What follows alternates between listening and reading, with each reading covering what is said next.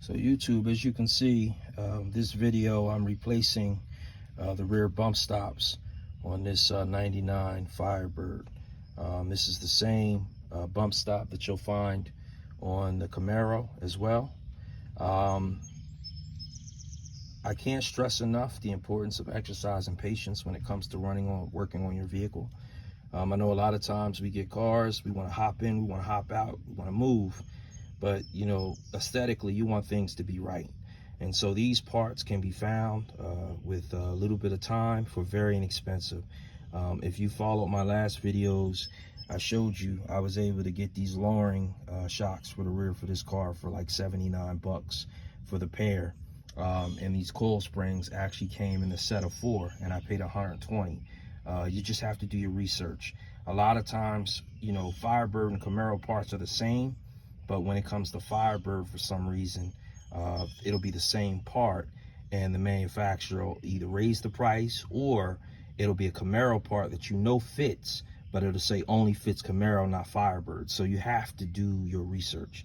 And so in replacing my rear panhard and my coil and my lowering, I noticed my bump stops, you know, had deteriorated away. And that's the bump stop. So again, doing some research, I found these energy suspension polyurethane, and of course it's in my favorite color, red. But as you can see, it says Universal Jeep bump stop. When I went online and did some research, you can go on eBay. There are sellers who are advertising these as fitting the Firebird. Now, as far as lining up, the mounting holes are the same. The only difference you can see here, or might not be able to see, is the thickness. It's a tad thicker. So what you're going to have to do is that edge right there, that retainer edge, you can see where I marked it. I'm just going to have to cut that off so these fit. But again, anytime you're lowering your suspension, you want to make sure you take all this under account. Stabilizer link is actually next. I'm actually going to replace that right after the bump stop. And these parts aren't expensive. I got this on Amazon, 2-day shipping for 22 bucks.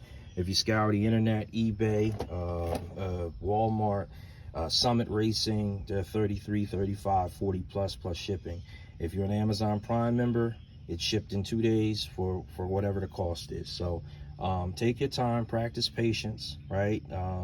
You can always find a deal. I go back to that Alpine R10 that I have in here beaten. I paid $12 at a thrift store for it.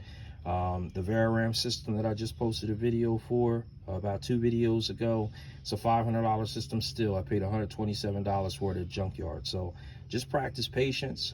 Money goes faster than it comes, and so you have to exercise patience when it comes to fixing these cars.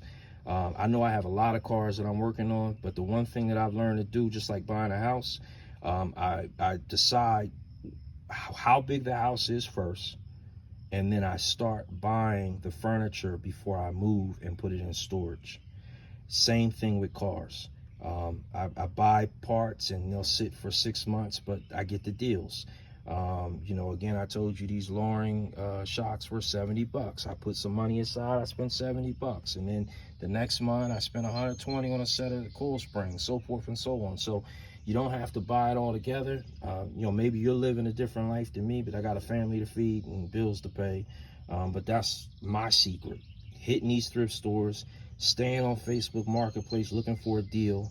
In fact, I'm getting a Spawn torque arm, which is still retailing for $459.